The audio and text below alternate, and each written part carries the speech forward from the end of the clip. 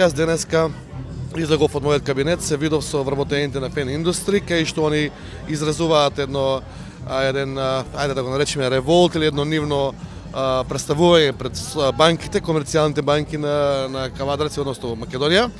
Се видов со нив заедно со господинот Панчо Минов како пратеник и дадов една добра позитивна сугестија, дадов еден позитивен момент кај што е моето разгледување и мислење дека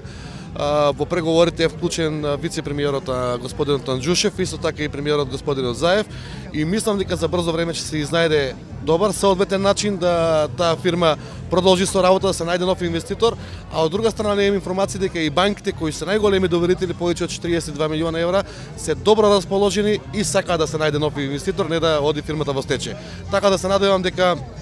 владата заедно со парламентот ќе изнајде некое преодно соодветно решение, додека се најде инвеститорите и се стартира со производство, да можат вработените да имаат некаков статус на работен однос,